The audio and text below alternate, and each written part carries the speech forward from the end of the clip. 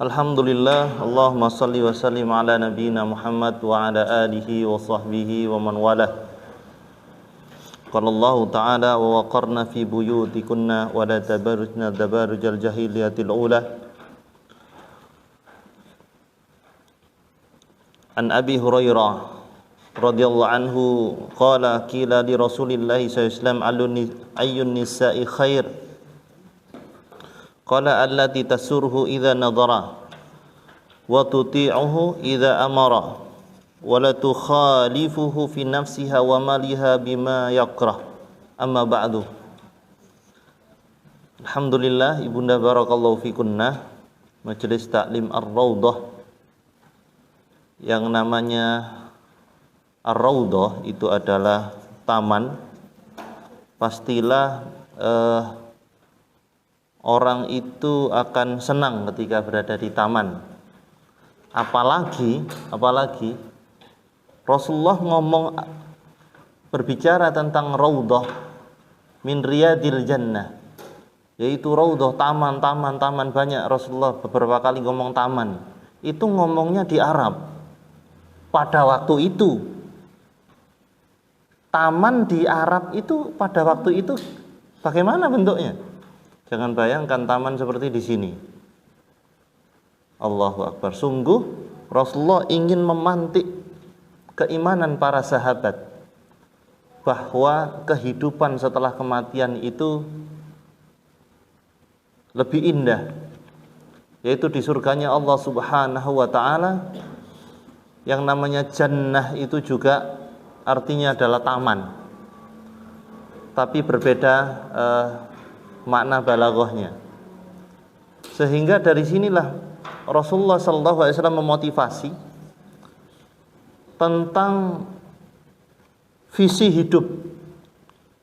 Visi itu kan jauh, Bu. Nah, kalau kemudian seseorang beriman ditanyai tentang visi, terus jawabnya adalah visi 10 tahun ke depan, maka cara pikirnya bukan orang beriman. Orang beriman itu visinya setelah kematian. Selalu begitu. Mau bikin program apapun, mau kemudian dia membuat komunitas atau organisasi apapun, visinya itu selalu setelah kematian. Nah, sehingga bagian dari doa kita semuanya adalah nama, yaitu nama majelis taklim kita. Ini kayak pembukaan gimana gitu ya, karena sudah berapa ratus tahun nggak ketemu ya. Terakhir nyampe hadis apa, Bu? Oh, nomor 7.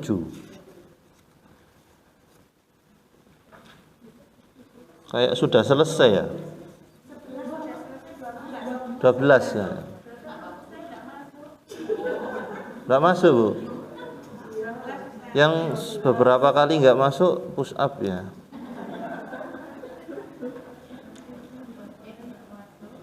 Baik, sekarang sampai di hadis nomor 12 nggih. Nah, hadis ini adalah hadis dari Ibnu Umar radhiyallahu anhuma. Beliau mengatakan khatabana Umar radhiyallahu anhu bil jabiyah.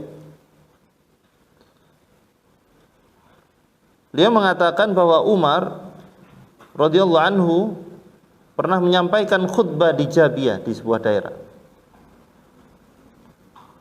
Faqala, kemudian di dalam khutbahnya, pidatonya itu, Umar bin Khattab radhiyallahu anhu beliau mengatakan, ya ayuhan nas, wahai manusia, inni kumtu fikum kama qami Rasulillah sallallahu alaihi wasallam fina. Wahai manusia, aku sekarang ini berdiri di tengah-tengah kalian. Itu sebagaimana posisi Rasulullah sallallahu alaihi wasallam fina, yang pernah berdiri di tengah-tengah kami. Ya. Kemudian faqala,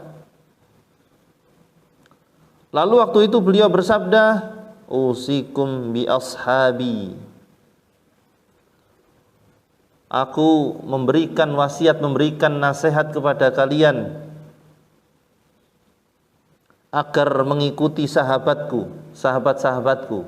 usikum bi ashabi tsummal ladzina yalunahum, kemudian yang setelahnya, tsummal ladzina yalunahum, kemudian yang setelahnya, tsumma yafshu kadzibu hatta yahlifar rajul wala tustahlaf. Kemudian kata beliau, kemudian nanti itu akan ada kedustaan yang merajalela. Sampai-sampai ada orang itu yang bersumpah padahal tidak diminta untuk bersumpah. Dan juga dikatakan di dalam hadis ini, seolah-olah Umar ini mau mengingatkan bahwa dulu Rasulullah pernah di mimbar ini dan pernah bilang ini.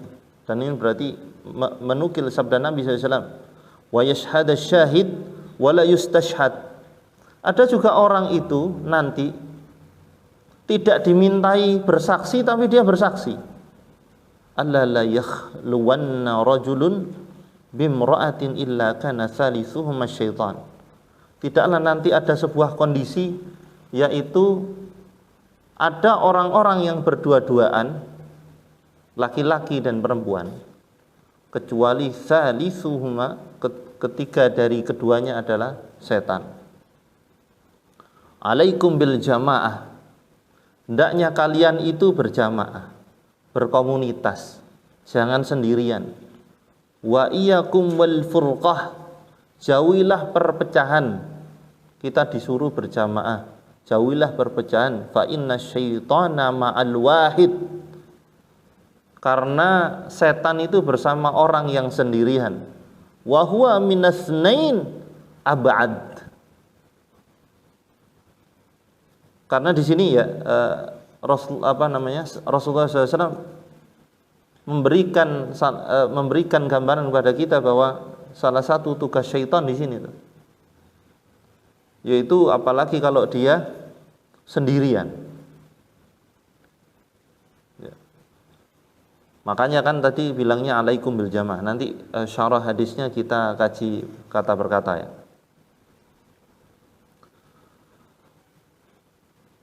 Ya, karena setan menyertai orang yang sendirian, pokoknya ada orang sendirian, setan senang. Setan akan menggodanya. Sedangkan kalau ada dua orang di situ, setan lebih jauh lagi. Apalagi lebih dari itu. Barang siapa menginginkan bagian tengah surga, kata Nabi SAW, yaitu tadi kita bilang tentang surga, man arada juhbuha al-jannah, barang siapa menginginkan tengahnya surga, fayalzamul jamaah, maka hendaklah kalian berjamaah. Kalau menginginkan surga, hendaklah berjamaah. Man sarrathu hasanathu wa sa'athu sayyi'athu fadzalikal mu'min. Kemudian diterangkan bahwa barang siapa yang kebaikan-kebaikannya membuat dia berbahagia dan keburukan-keburukannya membuat dia susah, maka itulah dia seorang mukmin. Baik, kita kembali ke awal hadis, bahwa hadis ini diriwayatkan oleh putranya Umar bin Khattab, yaitu Abdullah radhiyallahu anhuma. Beliau menukil perkataan ayahnya, dan ayahnya menukil perkataan Rasulullah SAW. Faidah pertama dalam hadis ini adalah ilmu itu adalah nukilan. Ilmu itu adalah nukilan, ilmu agama ini. Kenapa kok ilmu itu nukilan? Karena ilmu itu harus dijaga kemurniannya. Itu Islam punya karakter itu. Tidak akan bisa seseorang ngarang-ngarang sesuatu tentang agama. Seandainya dia salah, pasti ditanya, Anda menukil dari siapa? Dari guruku. Gurunya dari siapa? Dari guruku. Gurunya, oh ngomong ngarang dewe, ternyata gurunya yang tingkat 2. Oh, ketemu. Ilmu adalah nukilan. Sehingga karena ilmu itu nukilan, faidah kedua, akan membuat kita itu berhati-hati dan rendah hati. Berhati-hati karena dia tidak akan mengatakan sesuatu yang dia tidak tahu, dan rendah hati karena dia tidak sungkan mengatakan tidak tahu jika dia tidak tahu. Masuk bingung Bu? Enggak ya? Saya hampir bingung ngomong itu. Ya, jadi kehati-hatian itu dia satu kelompok dengan orang yang rendah hati. Orang yang sembrono, kebanyakan dia jauh dari kerendahan hati. Orang yang sembrono, orang yang kemudian seenaknya sendiri, berbuat tanpa pikir panjang, sumbu pendek, itu akan satu kelompok, satu lingkaran dengan orang-orang yang jauh dari kerendahan hati. Maksudnya apa? Sombong. Coba orang-orang sombong. Orang-orang yang sombong karena dia menganggap dirinya lebih baik daripada orang lain, maka biasanya orangnya sembrono. Tidak ada orang orang sombong terus dia berhati-hati, itu tidak ada. Rata-rata orang yang sombong itu suka memutuskan sesuatu dengan cepat tanpa musyawarah. Karena menganggap solusinya adalah solusi terbaik. Ngapain harus tanya teman? Ya. Ngapain harus rapat? Dirapatkan dulu. Melangkah sudah. Karena dia jauh dari kehati-hatian. Makanya orang yang sudah belajar tentang ilmu adab akhlak, bahkan sampai ke tazkiyatun nufus, apalagi belajar talbis iblis, dia akan mudah membaca karakternya sendiri, bahkan karakter orang lain. Oh, kalau orang seperti ini, sudah 2 menit aja ketemu, 5 menit. Ini harus berhati-hati, nanti arahnya ke sini. Kebanyakan benar. Ya. Karena ini kaidah ini diambil dari akal. Baik, diambil dari mana? Kehati-hatian. Yaitu karena ilmu adalah nukilan yang harus dijaga kemurniannya. Oke. Baik, saya masukkan sedikit kaidah parenting ya. Bahwa posisi ayah itu, Masya Allah, ayah itu seharusnya dia menjadi guru paling utama bagi anaknya. Bisa jadi gurunya anaknya, dosennya anaknya lebih pintar, tapi ayah itu hadir dengan petuah-petuah bijaknya.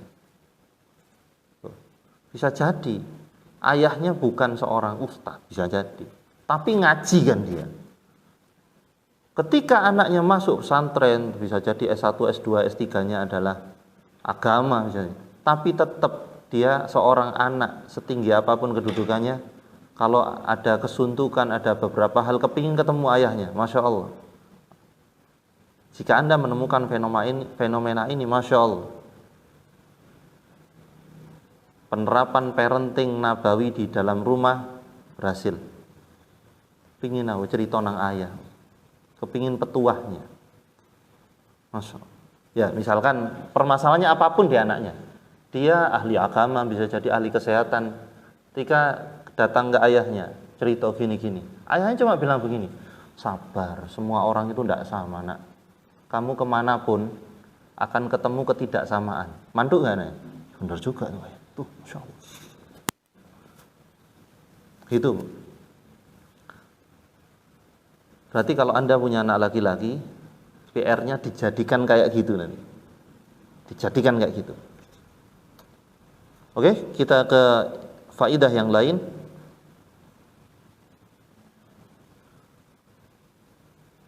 Di dalam pidatonya Umar bin Khattab radhiyallahu anhu, ya ayuhan nas, wahai manusia. Ini kalau di dalam kaidah khitabah, yaitu pidato, berbicara, ceramah, yaitu diawali sesuatu itu dengan seruan, menyeru. Jamaah sekalian, ada yang gitu. Ibu-ibu PKK RT 6, contoh gitu. Panjenengan panggil dulu, karena ini sunnah. Rasulullah juga begitu. Kalau mau nasihati siapapun anak kecil, ya gulam, dipanggil dulu. Hei nak, Ini sumbernya dari mana? Dari Al-Quran. Ya ayyuhalladzina amanu alif lam mim kaf ya ain sad nun.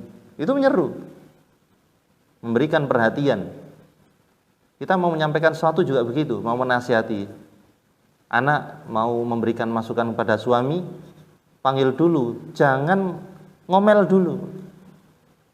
Kan? Ya, suamiku sing paling ganteng.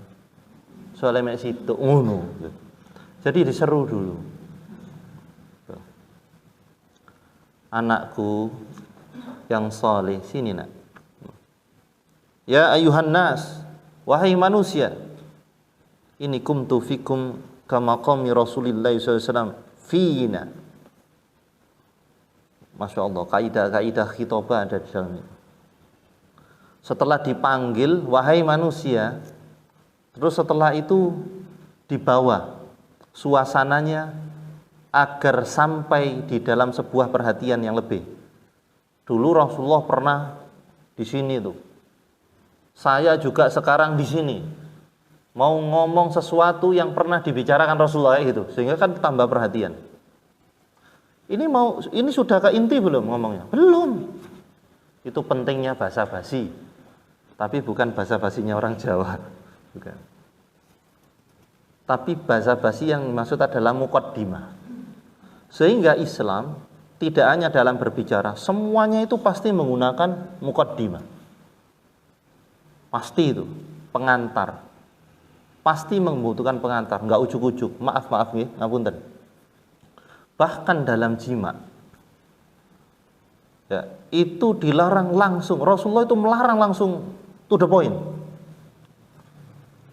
Makruh hukumnya.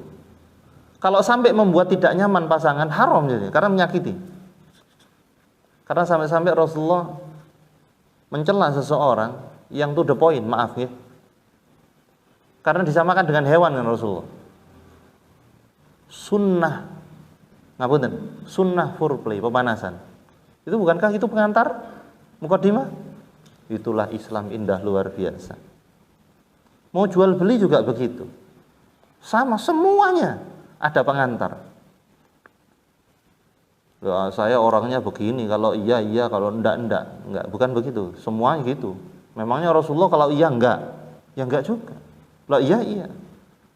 Itu Rasulullah pribadi yang lembut. Umar bin Khattab, orangnya itu kasar orangnya. Tanpa mengurangi kemuliaan beliau, maksudnya memang perwatakannya begitu. Cuma kalau kena ayat lembut. Kalau dinasihati gampang.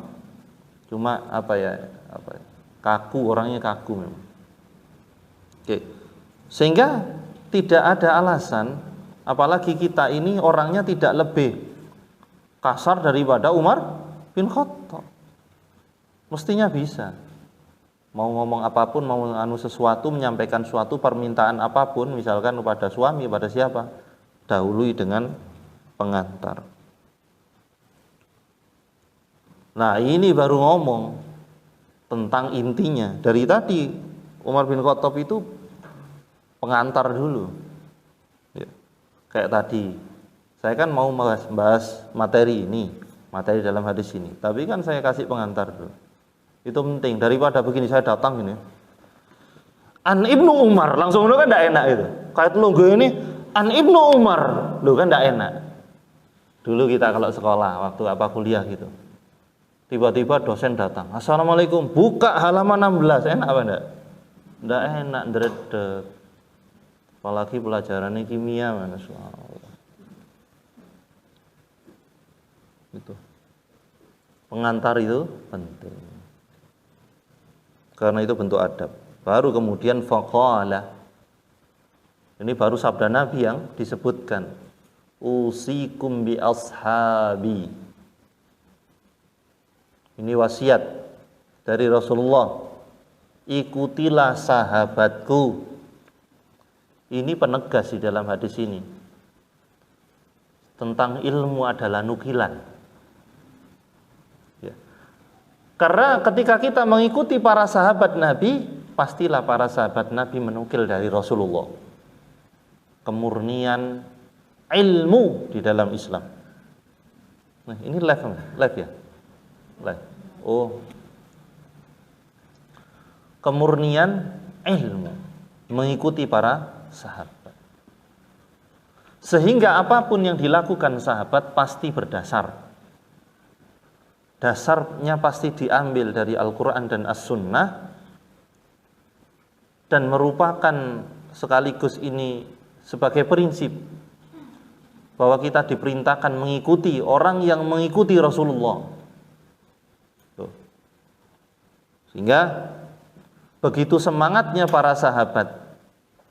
Ini kan hadis Ibnu Umar. Ya.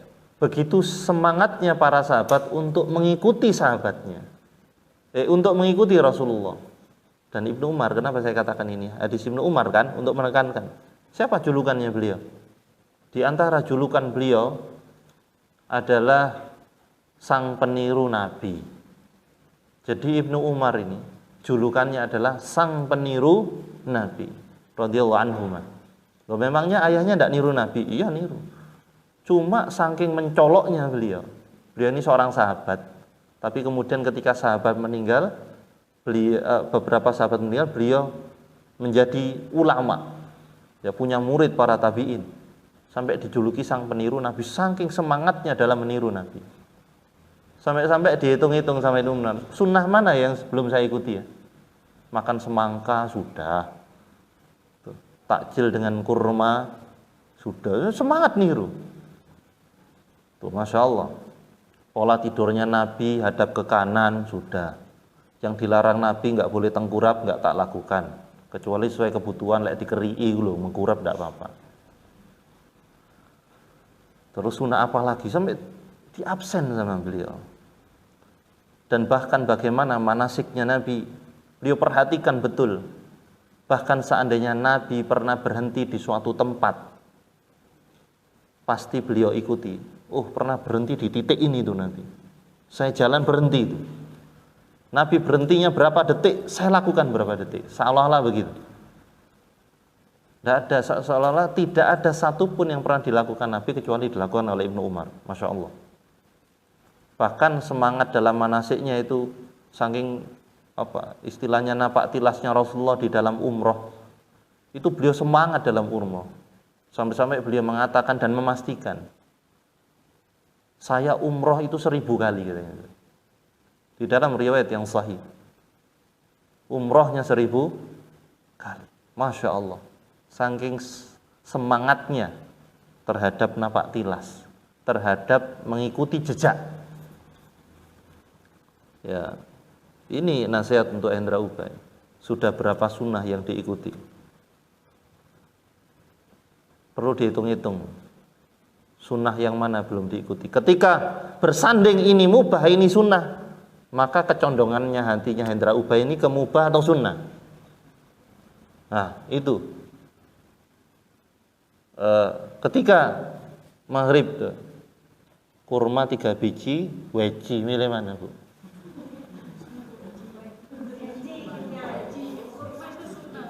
Iya.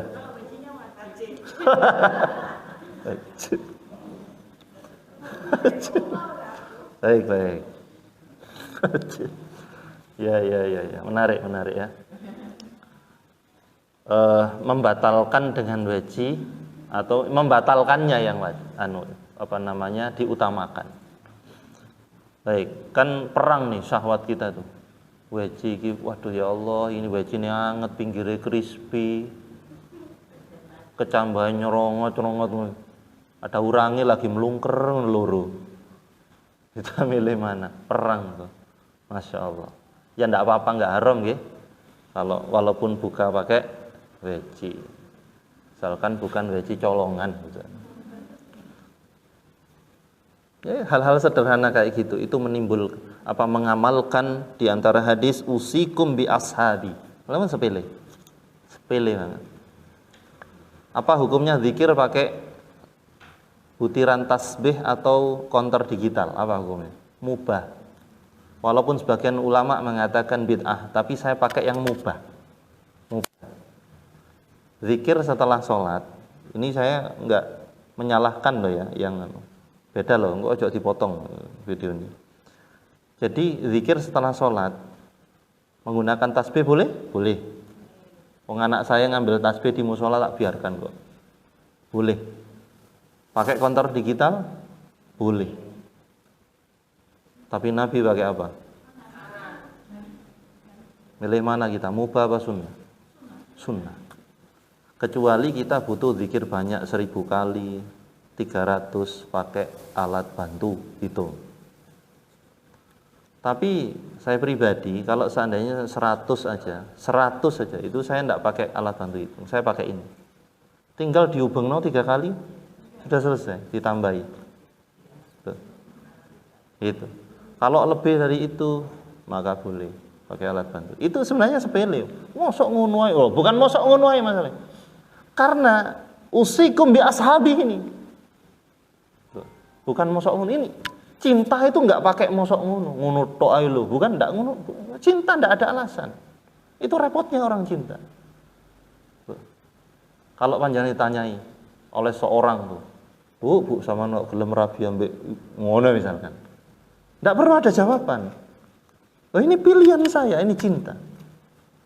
Cinta kok pakai alasan. Oh ini cinta, ini perasaan. Apa alasan Anda mencintai dia? Alasan yang pertama, bukan cinta. Itu beda lagi.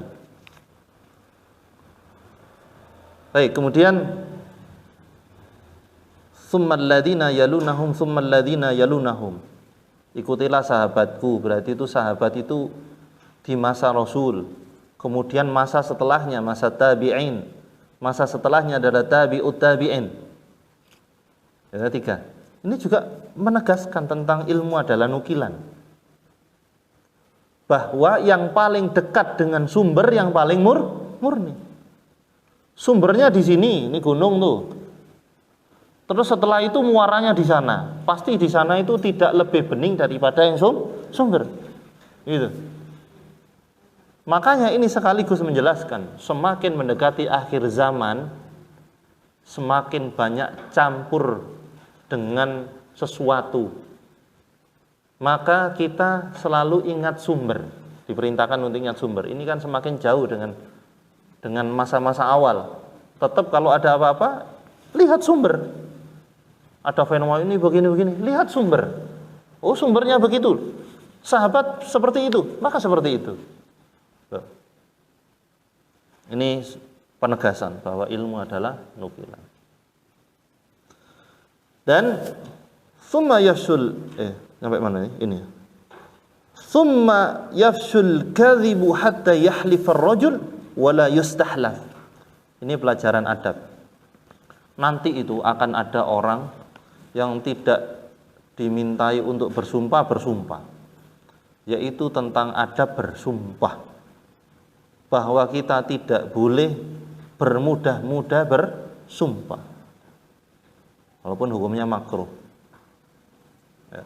Tidak boleh bermudah-mudah bersumpah. Karena sumpah itu hanya untuk perkara yang mendesak. Sembarang ya pakai sumpah.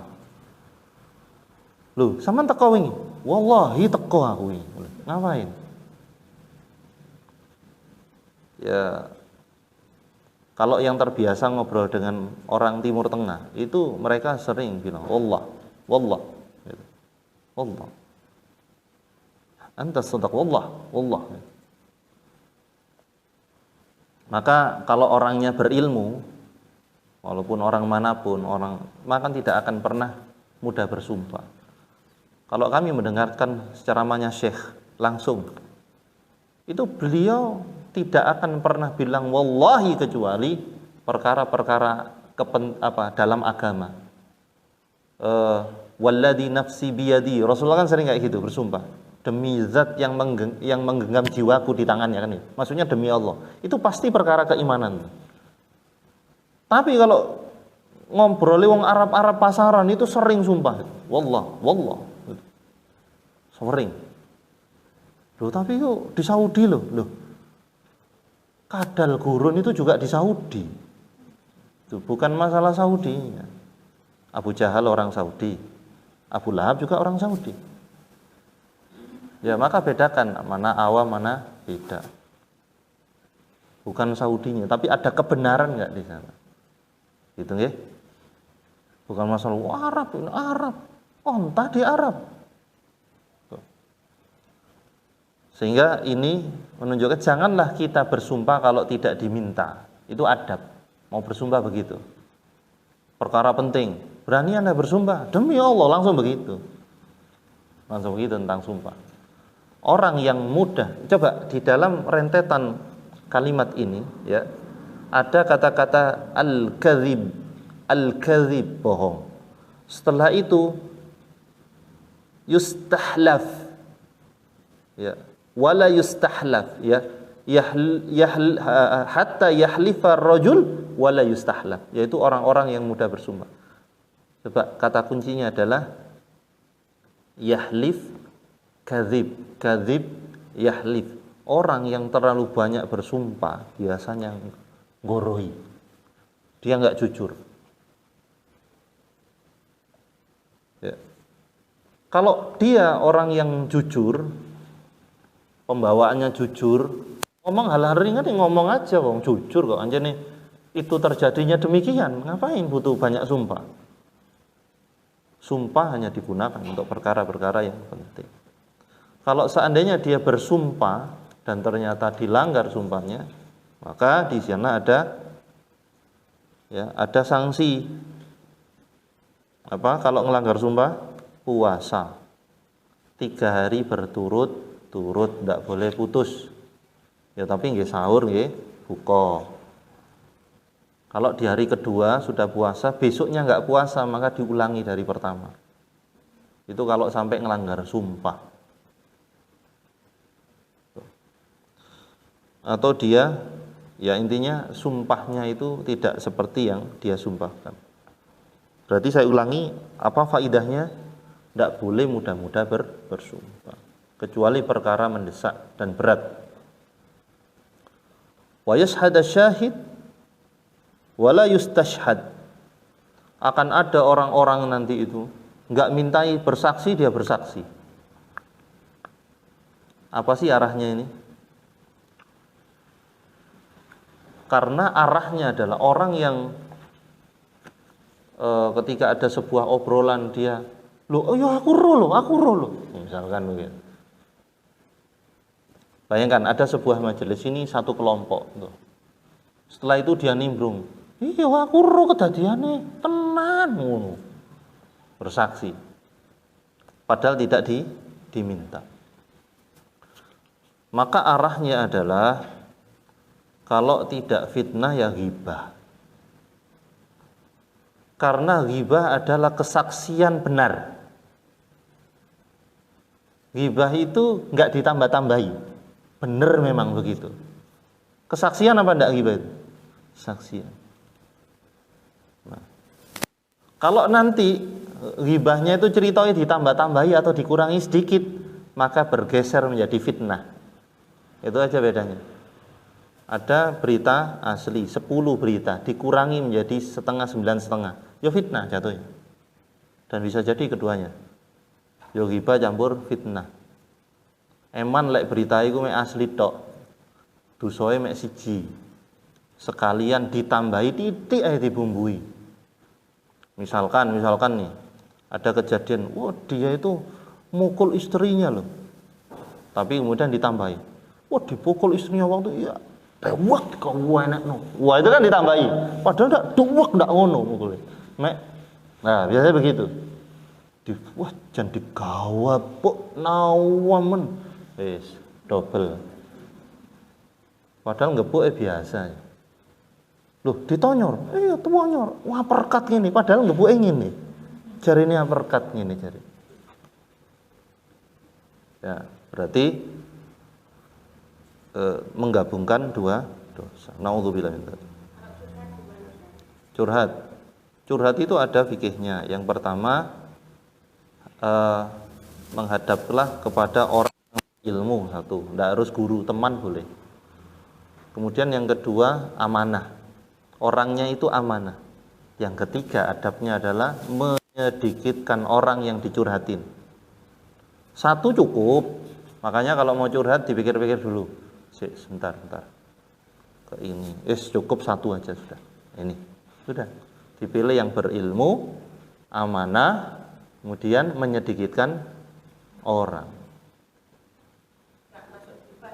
Tidak. Tidak, karena Rasulullah pernah didatangi oleh Hindun menghibah suaminya. Yaitu karena suaminya pelit. Tapi kan pas ke Rasulullah, enggak ke yang lain. Seandainya ke yang lain yang berilmu. Ibunda Aisyah juga malah kalau itu dihitung ghibah ya lebih parah lagi. Yaitu para sahabiah kumpul podo ngerasani suaminya. Tapi maksudnya cerita ke Ibunda Aisyah. Dan Ibunda Aisyah adabnya luar biasa, tidak menyebutkan nama-namanya tapi diceritakan dengan bahasa-bahasa kiasan. Kalau suamiku seperti ini, kalau suamiku seperti ini, kalau seperti ini, kemudian diberi nasihat. Enggak masalah. Misalkan tuh di majelis ada seorang mau nyeritakan suaminya gitu, atau anaknya. Maka kalau orang yang paham adab, ajukan pertanyaan itu, jangan bilang suami saya itu Ustaz, jangan, karena itu di majelis. Misalkan Ustaz ada fulan gitu. Kecuali khusus atau ada ustazah minta waktunya begitu. Ini anak saya begini. Maka lakukan. Atau lewat apapun medianya, yang penting menyedikitkan orang. Insya Allah bukan ghibah. Wallahu a'lam bishawab. Ada lagi? Kalau tidak saya lanjutkan ya. Jadi wa yashhadu syahidu wala yustashhad itu kalau bahasa sekarang itu orang-orang yang satu paket dengan budaya kepo. Kepo kan kepingin ruah, tapi ini juga kepingin nimbrung. Ya, karena memastikan kepada orang-orang, ini loh aku ruh juga. Gitu. Ngapain kalau tidak diminta? Ala la yakhluwanna rajulun bimra'atin illa kana thalithuhuma syaitan. Ini diantara inti pembahasan di dalam hadis ini yang dimaksud oleh al-musannif. Di antara yang digambarkan oleh Nabi, nanti itu akan ada perempuan yang suka berdua-duaan dengan laki-laki. Dan itu akhlak tercela. Ya. Dan Nabi menyebutkan ini untuk kita berhati-hati, yaitu tentang berdua-duaan. Kalau arek-arek pacaran jelas itu sudah hukumnya. Cuma ada hal-hal yang tidak disadari bahwa itu masuk di dalam perkara ini. Misalkan contoh ruang tamu ya, ada tamunya suami, kemudian suami manggil karena memang ya tamunya bawa istri, kemudian suami manggil panjenengan. Nah setelah itu istrinya karena anaknya rewel, itu istrinya tamu keluar. Tuh.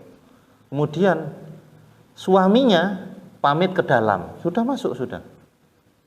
Sehingga dia berdua-duaan di dalam sebuah ruangan. Suami misalkan, sebentar. Nah, ya berdua-duaan. Maka kalau kondisi seperti ini, apa yang dilakukan? Salah satunya keluar. Dan saya sering dalam kondisi itu, bertamu gitu. Loh, kok aku berduaan? Metu saya. Keluar. Karena masuk di dalam hadis ini. Itu enggak disadari kan. Dianggap ya tamu. Tapi kan berduaan di dalam sebuah ruangan. Oke. Kecuali ada hajat penting. Ya. Apa misalkan ya? Tapi kaidah daruratnya ketat. Misalkan ke dokter. Dokter misalkan. Kalau dokternya laki, kemudian pasiennya perempuan, hendaknya ditemani. Masih dokternya jujur, ditemani. Kecuali kaidah-kaidah mendesak. Cuma yang sulit, di mana mendesaknya? Kalau benar-benar mendesak ya nggak apa-apa. Tapi kalau nggak mendesak maka jangan. Apa tadi contohnya? Ngojek. Hah? Ngojek. Apakah itu berduaan? Ya. Tapi kenapa bareng nih? Ya barengnya berduaan juga. Bukan masalah itu termasuk berduaan. Darurat. Apa sih darurat maknanya? Ad-darurat itu apa maknanya? Tujuannya apa kemudian kok dikatakan darurat? Saya suka sedih kalau ada seorang yang menuju tempat baik tapi dengan cara yang buruk. Itu satu, sedih dalam hati. Yang kedua, jika memang menemukan itu jangan langsung disemprot, kasihan. Ini orang ini awal-awal baik, kasihan. Kalau mampu diberi solusi, kasih solusi. Kalau enggak, tolak dalam hati, doakan. Gitu. Itu termasuk berdua. Bagaimana kalau dipakai GrabCar atau GoCar? Pak supir di depan, dia sendirian di belakang, sama. Dia juga berduaan. Kecuali memang hajat mendesak, sangat mendesak. Apa mendesak? Misalkan harus segera ke rumah sakit, harus segera, pokoknya tidak ada solusi sudah, harus segera ini dan itu, ada sebuah, itu tidak apa-apa. Fitnahnya lebih minim daripada motor. Mobil fitnahnya lebih minim daripada motor. Gitu. Karena kan tidak dempet. Ya pernah itu dihadapi oleh istri saya. Mendesak, harus segera keluar, sudah saya izinkan. Maka apa yang beliau lakukan? Beliau tetap naik, ya, AC-nya minta dimatikan, kacanya dibuka sama beliau. Memang mendesak. Padahal saya nggak minta, tapi dibuka sama beliau. Itu pernah sekitar berapa kali, dua kali. Memang mendesak. Dan itu bukan wilayahnya cemburu. Memang mendesak, tidak ada solusi, saya di luar kota. Tuh. Barakallahu fikum. Apalagi Bu, jenengan apa contohnya Bang? Tukang. Iya. Tukang benerin di rumah. Suami tidak ada. Apa yang dilakukan? Cari cara. Panjenengan nanti aktivitasnya hanya berdiam diri di ruang mana? Ya, kemudian tukangnya di mana seharian? Cari cara. Oke, apakah satu perempuan di dalam sebuah ruangan kemudian ada tukang lebih dari satu tidak apa-apa? Baik, ini bicara muru'ah. Perempuannya satu di rumah, laki-lakinya banyak, lebih dari satu, maka tetap saja harus berhati-hati. Ya, apa yang ini perkara muru'ah. Ya boleh menemui mungkin sekedar hajat mengenai kue, ya, atau instruksi ini, tapi nggak usah nimbrung jauh-jauh, melu ngechat, ngudak lulu, ya. Ngawasi itu, ngawasi. Yang nyuruh ya, subhanallah, subhanallah. Semoga Allah memberikan hidayah kepada suami yang cemburunya kurang. Yang pertama, istri itu bukan mandor. Ya. Nyari cara. Pasti ada cara. Kalau kita bilang tidak ada cara, pasti tidak ada cara. Nyari cara. Selama ini, kalau masa ada tukang di rumah kami ada cara. Jadi caranya adalah aktivitas dipindah. Ya, jadi ngawasi itu gampang nanti, apalagi zaman sekarang, gampang sekali. Kalau ada CCTV atau sering dikontrol di video call bisa begitu, nyari cara. Jadi kontrol. Sebenarnya gini, tukang borongan kan gitu ya. Lek borongan kan berarti ngontrolnya kerjaannya. Mau dikontrol apanya? Ya, Sesekali tapi hati-hati. Sakjane ngontrol apa sih? Apa yang dikontrol? Kadang itu kan kalau ada yang ngajak kita itu rajin. Oh gitu. Kalau nggak ada leha-leha santai-santai merokok itu. Nah, kalau nggak borongan butuh dikontrol. Kalau borongan controllingnya minim. Terus bagaimana kalau nggak borongan? Ada solusi Mas Ian. Minta bantuan. Suami, kalau saya di posisi jenengan, saya mending bayar orang untuk ngontrol itu. Pasti ada cara. Saya nggak akan nyuruh istri saya ngontrol. Tuh, sebisa mungkin. Andaikan ngontrol, ya mungkin dari kejauhan. Ya misalkan di situ rumahnya dari sini, ndak usah masuk sampai dempet Pak tukangnya. Loh saya ini nyaksikan loh benar. Seandainya saya, mending saya bayar orang. Atau bukan istilahnya bukan bayar, minta tolong. Yang temannya banyak, tetangga juga ada. Ya nanti minta tolong. Ya pasti bisa itu. Itu pernah dilakukan di keluarga kami. Pasti ada cara.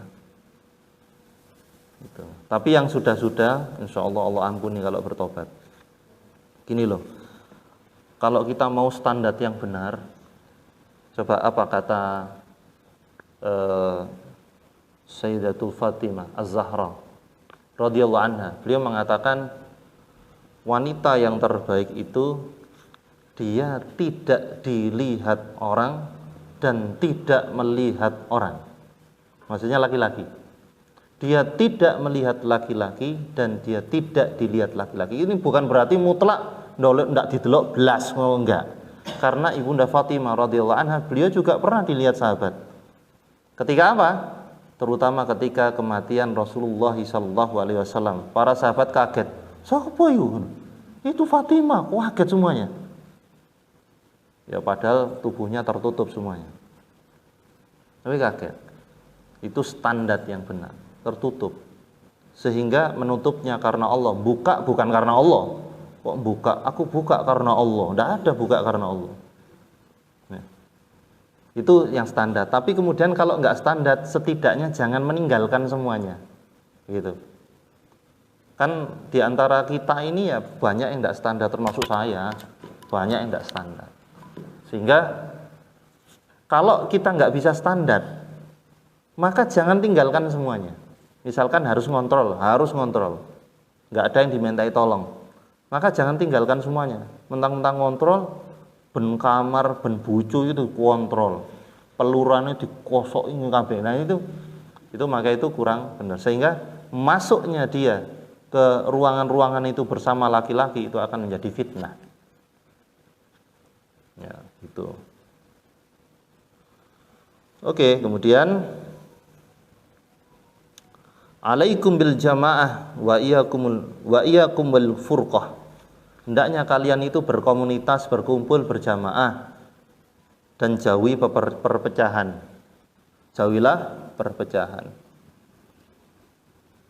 Ini adalah perintah dari Rasul dan ini merupakan sunnah yang mulia bahwa seseorang itu harus berjamaah, berkomunitas.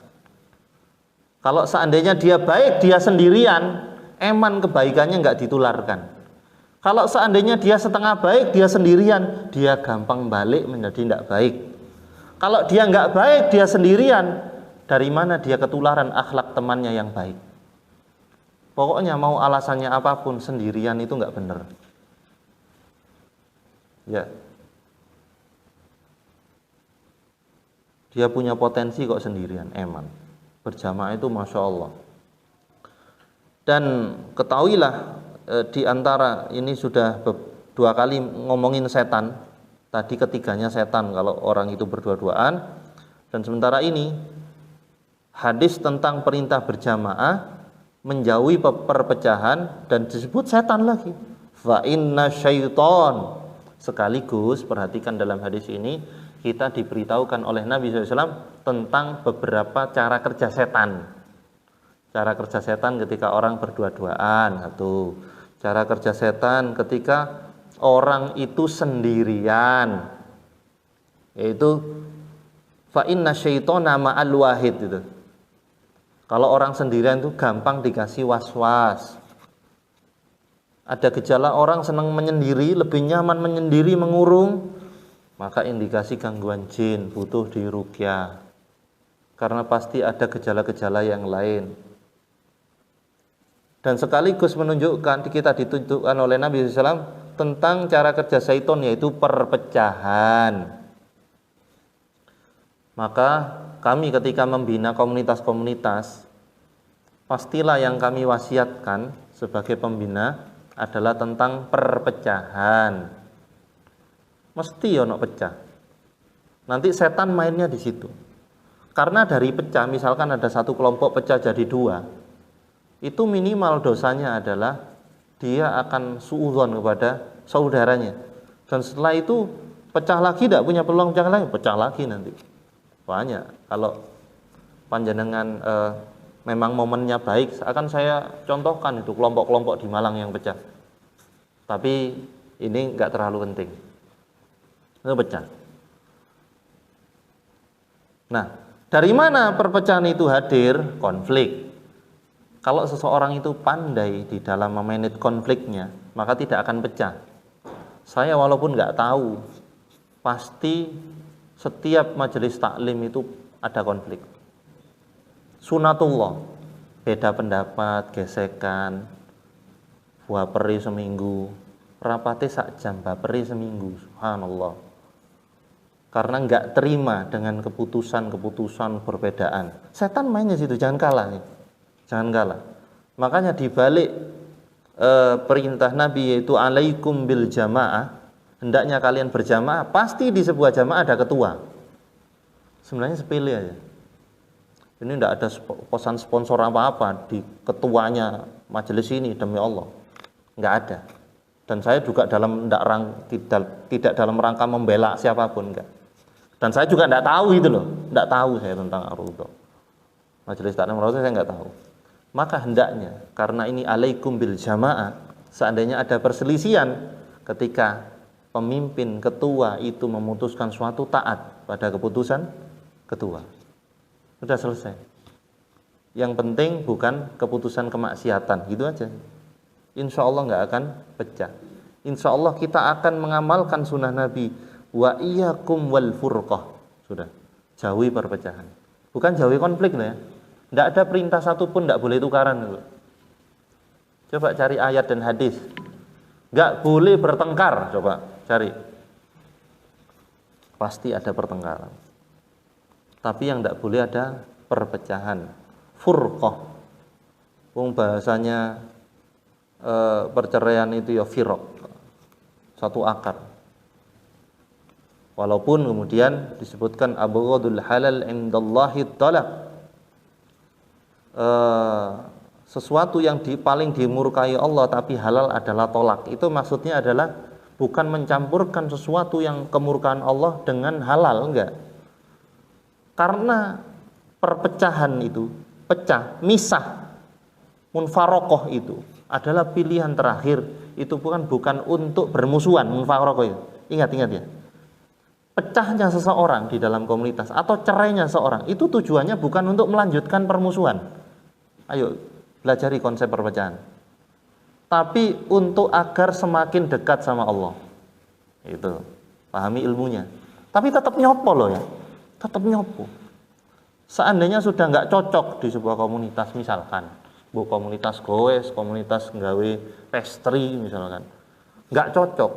Dia keluar dari komunitas itu bukan untuk memutus silaturahim, ingat. Ini salah konsep. Tapi untuk menjaga hati, untuk semakin melekatkan persaudaraan bahkan. Tetap nyopo, tetap jabrian, tetap ngirim gift, ya, tetap ngirim hadiah, tetap bagus, tidak dirasani di mana-mana. Itu konsep konflik. Sehingga itu terakhir, pilihan terakhir. Karena ada hadis ini maka kita terangkan. Makanya dari itu Rasulullah itu mendahulukan alaikum bil jamaah, bukan mendahulukan iyyakum wal furqah. Tapi kalau bisa bersatu, mek konflik-konflik gitu aja sudah bersatu. Beda pendapat jelas. Nanti itu tukaran lagi jelas itu. Tapi kemudian dekat lagi, masya Allah. Dan kemudian wahwa minasnain abad. Kalau kemudian ada dua orang di situ, setan semakin jauh. Semakin banyak orang yang baik berkumpul, setan makin jauh. Maksudnya di sini setan yang mana dulu? Setan yang tugasnya memecah belah. Tuh.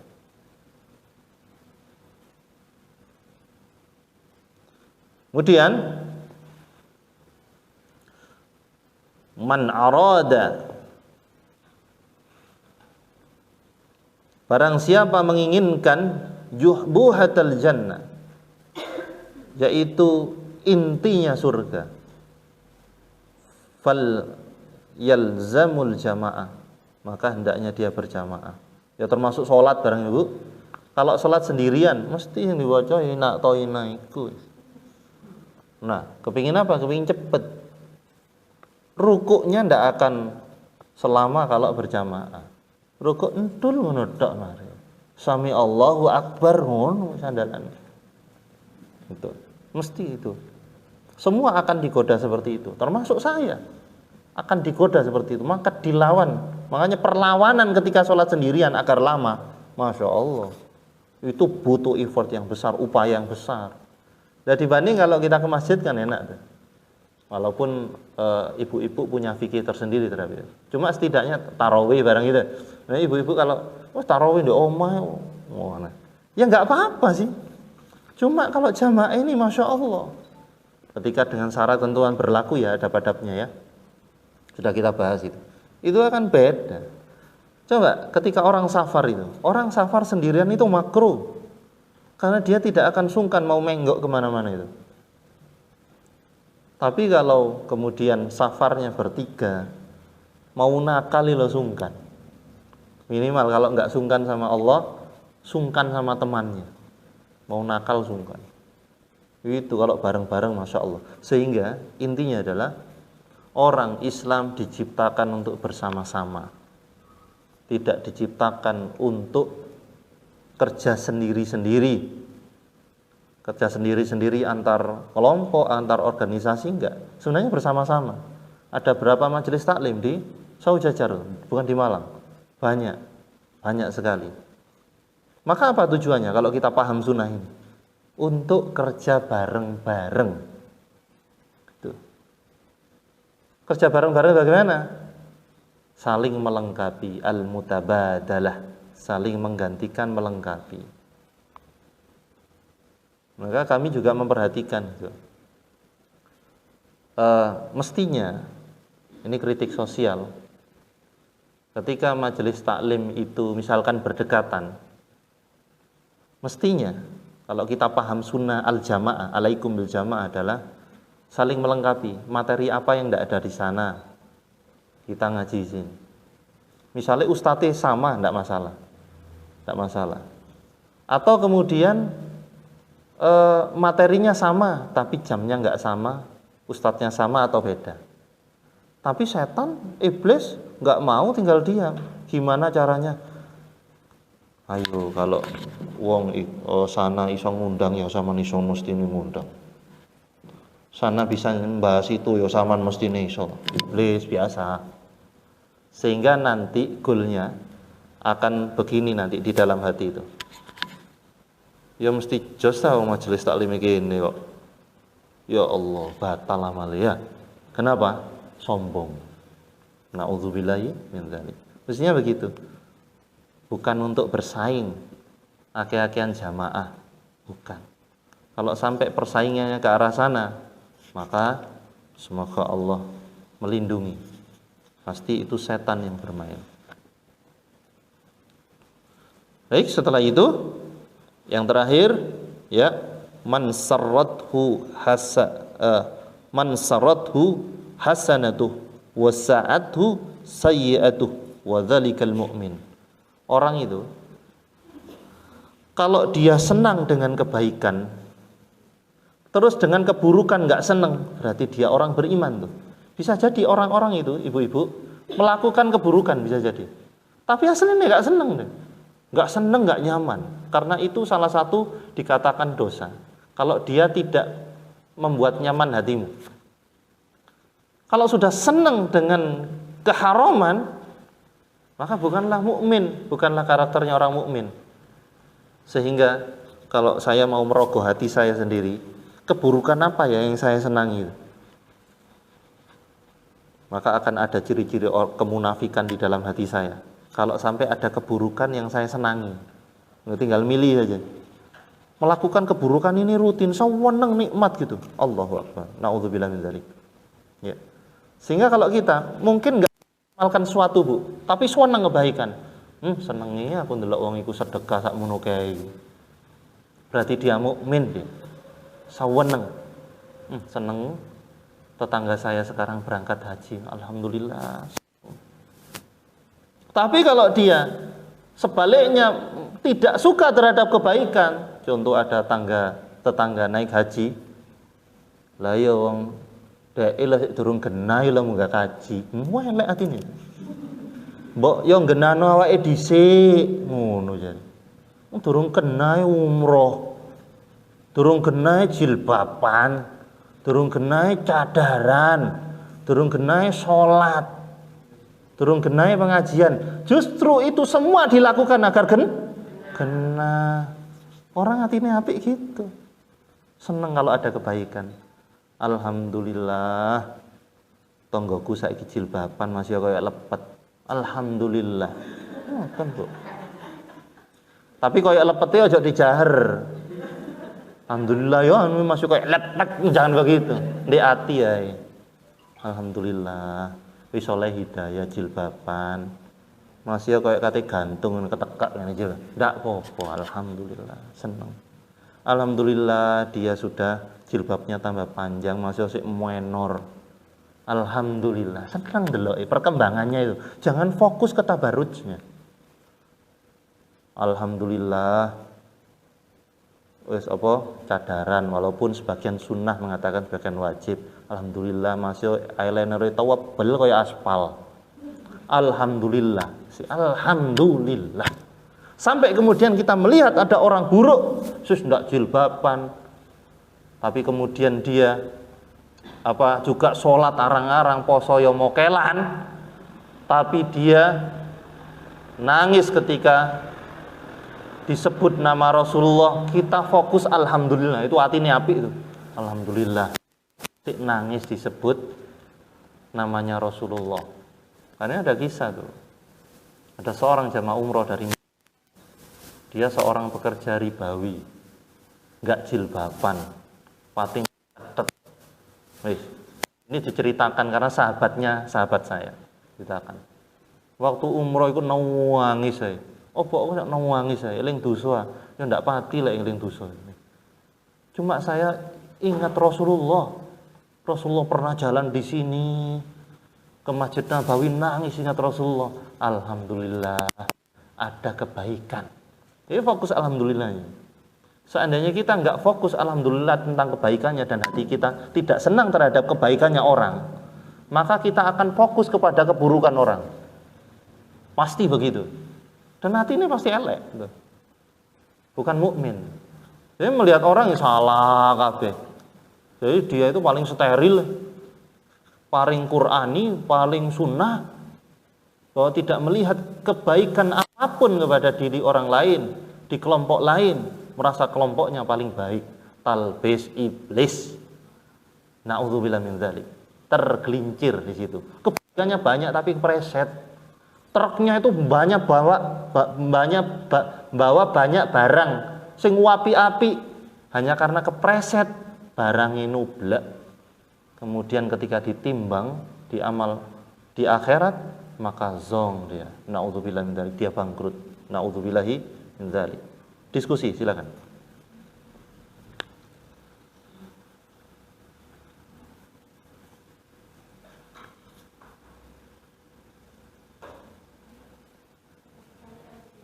Nggih, monggo. Ini nanti disimpan di mana ini? YouTube ta? YouTube. Oh, kok enggak on air-nya? Bisa sebenarnya. Sudah bisa. Oh. Oh, nggih.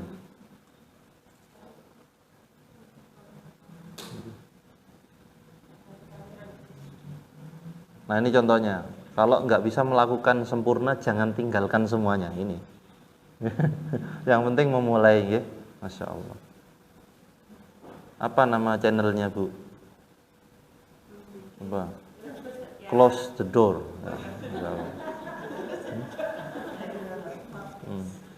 Apa pertanyaan, monggo, Bu? Kayaknya mau tanya. Kalau nggak ada, saya tambahi dikit sampai jam 10 ya. Saya tambahi.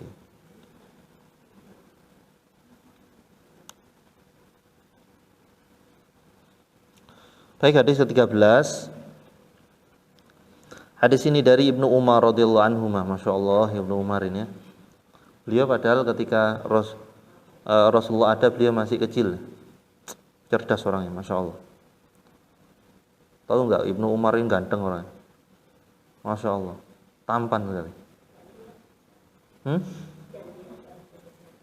Iya, saya juga enggak, tapi di dalam riwayat tampan sekali. Alim, tampan, Masya Allah. Maksudnya kalau kita belajar sirah, oh ini Ibnu Umar tampan, maka kan lali ambek artis-artis itu. Kan lali ambek artis-artis Korea gue ya. Dia kan tidak sholat ya.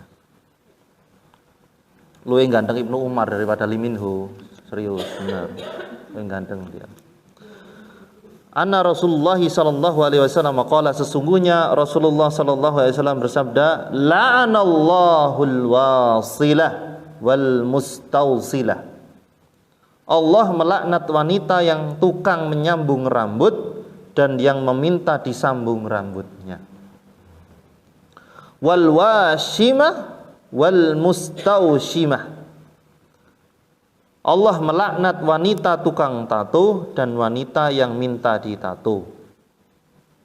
Wa qala Nafi', dan kemudian Nafi' perawinya rahimahullah taala mengatakan, bahkan itu al-wasmu fil lisah. Kadang juga ada menato itu di gusi.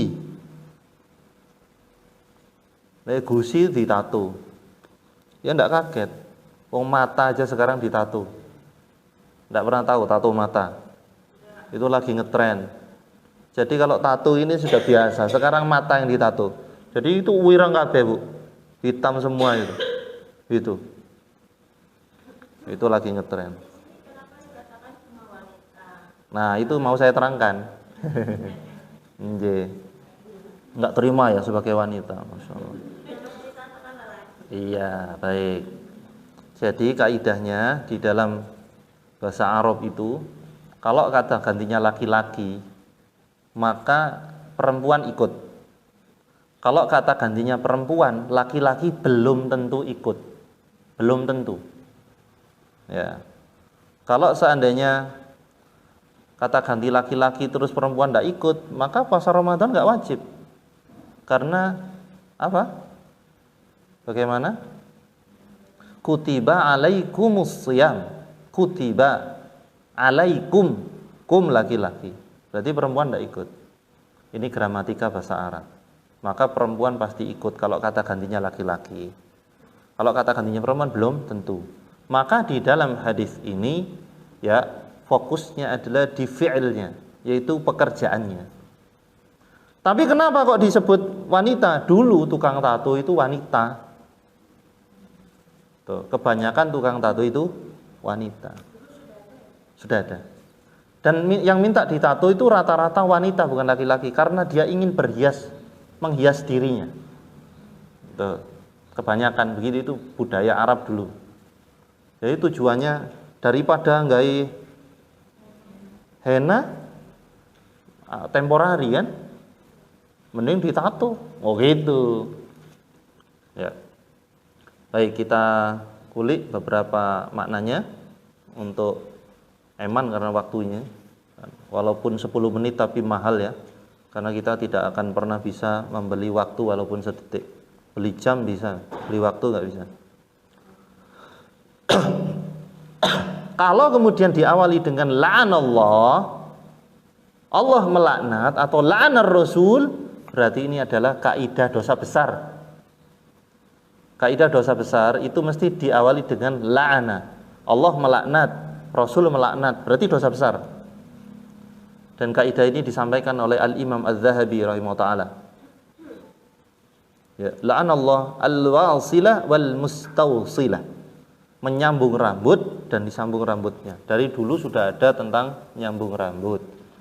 Ini sebenarnya berbicara tentang fitrahnya perempuan berhias tuh, Bu. Kenapa kok perempuan disebut ini? Menyambung rambut untuk berhias. Bukan berarti laki-laki tidak panjang rambutnya. Dulu panjang rambutnya laki-laki. Bahkan dikepang, itu kebiasaan dan tidak masalah waktu itu. Ya. Jadi rambutnya Abu Lahab ya panjang dikepang. Orang-orang Arab waktu itu. Bahkan rambutnya Rasulullah SAW, beliau rambutnya panjang. Ya. Cuma terawat, bukan ngambil panjangnya saja laki-laki itu. Terawat, tidak ada yang lebih rapi daripada Rasulullah, bahkan dikatakan situ oleh Ali bin Abi Thalib. Tapi ini berbicara tentang kebiasaan wanita, yaitu tentang berhias. Makanya judulnya di depan, di atasnya itu perhiasanmu. Perhiasanmu. Itulah, Bu. Ya, tadi kenapa kok wanita? Yang dibicarakan perhiasan.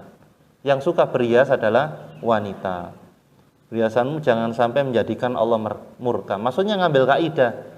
Oh, ini aku mau berhias tuh. Metodenya macam-macam, tidak harus dengan ini karena ini dilaknat. Tapi yang dipikirkan Allah murka enggak ya kalau saya berhias seperti ini.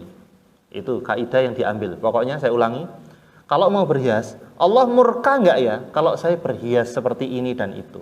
Itu aja yang nanti akan ditanya. Tentang menyambung rambut juga begitu. Menyambung rambut adalah di antara kebiasaan orang dulu dalam berhias. Karena rambut panjang itu sebuah kebanggaan bagi para wanita waktu itu. Makanya sampai ada rukhsah, perempuan yang selesai dari haid dan nifas, suci dari haid dan nifas, itu dibolehkan tidak membuka kepangnya. Kalau seandainya itu menyulitkan, karena rambutnya panjang, bukan kepang-kepang sak mini. Itu kepangnya panjang. Itu dibolehkan dalam syarat tertentu. Oke. Sehingga ini adalah cara-cara instan ingin memanjangkan rambut agar tampak cantik. Dan persepsi waktu itu, standar waktu itu, istriku cantik kalau rambutnya panjang. Kalau sekarang yo sampune entek akeh. Iku alasannya mak-mak gitu. Mbok dipanjangkan, sampune ngono kan. Conditioner, vitamin rambut. Akhirnya mikir boji, waduh UMR ini lak belain iki. Yos kotok-kotok ngono kan gitu. Nggih. Tapi intinya menyambung rambut, kenapa kok itu dilaknat? Karena yang menumbuhkan rambut adalah Allah. Suatu pekerjaan yang menyaingi Allah, Allah enggak suka. Allah enggak suka. Yang menghitamkan rambut adalah Allah. Makanya menyemir hitam Allah enggak suka. Selain hitam. Kalau mau ngikut niru bagaimana para sahabat menyemir rambutnya untuk menutupi ubannya, itu warnanya adalah warna merah kecoklatan. Sehingga ibu-ibu jika memang suaminya ridho dan untuk nutup juga sekaligus berhias, yang utama milih warna itu, yang utama. Itu untuk nutupi uban, ya. Pokoknya itu adalah wewenang Allah, kemudian kita nimbrung di sana, Allah nggak suka. Karena Allah nggak mau disaingi. Kenapa? Apa, Bu? Softland. Nah, softland itu tujuannya awalnya bukan untuk berhias awalnya, tapi kemudian di model macam-macam agar bisa digunakan untuk berhias. Maka Gampang. Kaidahnya kayak tadi. Pakai softline. Allah ridho nggak ya? Satu. Itu aja dulu. Nah, kemudian diperinci. Kira-kira saya memakai softline ini di hadapan suami apa di hadapan orang-orang yang hadir bowo? Sudah. Apakah untuk teman-teman alumni SMA ketika saya reuni? Itu aja deh. Kalau sampai tujuannya bukan untuk selain suami, Allah ridho nggak? Nggak ridho. Selesai. Kan pakai softline sekarang biar tampak cantik gitu kan?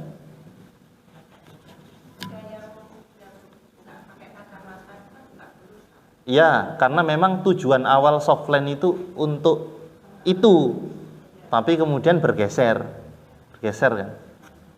Udah, pokoknya ujiannya perempuan itu bagaimana dia tampak cantik, sehingga kemudian bukan tidak boleh tampak cantik, diarahkan untuk siapa cantik Anda, Mbak Putri, cantiknya jenengan untuk bakung, untuk cucuku, cucu tidak butuh cantiknya panjang, butuh sangu. Wah iya. Karena saya pernah jadi cucu. Gitu. Saya itu tidak peduli bentuknya mbah saya kayak gimana. Nggak peduli. Bu salaman, bu kelotok, nggak peduli saya. Yang penting disangoni dulu kayak gitu. Oh ya harus tampil cantik tah walaupun 60 tahun. Nah, sehingga rutinnya nyemir rambut kalau mau ke BTPN aja. Kenapa begitu? Kalau tak tanya itu mbah-mbah yang pensiunan, wah semiran mbah. Iya tah, golek ketemu konco-konco ben boys tah. Enggak bahaya tah mbah? Bahaya tah. Nah maka tentu saja itu saja dirogoh hati kita. Untuk apa ya saya ini? Untuk apa ya? Untuk siapa? Ya, maka berhias untuk siapa? Tidak ada satupun alasan berhias dalam Islam kecuali untuk suami.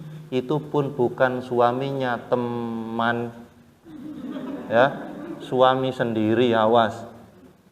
Oke? Untuk suami. Ya.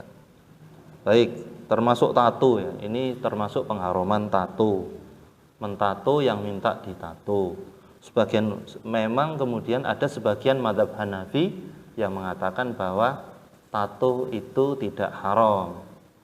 Sebagian, cuma mayoritas ulama hampir 100% ulama mengatakan tato haram. Wah enak kayak melu mazhab Hanafi. Nah, pasti karena syahwat. Pasti karena syahwat. Sebagian ulama mengatakan kenapa tato diharamkan? Salah satunya adalah karena menyakiti, itu prosesnya menyakiti. Tapi tidak hanya itu, tidak hanya satu paket itu. Sehingga ada sekarang proyek-proyek tentang hapus tato banyak.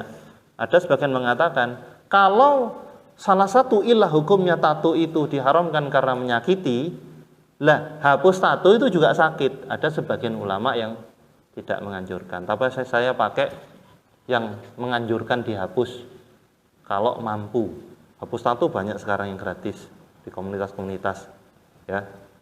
Dianjurkan karena juga itu apa ya? Haknya kulit ini tidak untuk ditato. Dan jelek, pasti jelek. Cara berhias itu tidak seperti itu. Tidak ada satupun. Mungkin bisa nggak kita membayangkan bahwa Ali bin Abi Thalib tatoan? Enggak, orang soleh nggak kayak gitu. Cuma kalau sudah ada yang bertato dan dia tobat nggak sempat hapus, insya Allah Allah ngampuni. Jangan-jangan ada orang yang tidak tatuan tapi hati ini tatuan. Na'udzubillah min dzalik. Aku lupa lihada, sampai jumpa bulan depan. Mohon maaf lahir dan batin. Subhanakallahumma wa bihamdik asyhadu an la ilaha illa anta astaghfiruka wa atubu ilaik. Wassalamualaikum warahmatullahi wabarakatuh.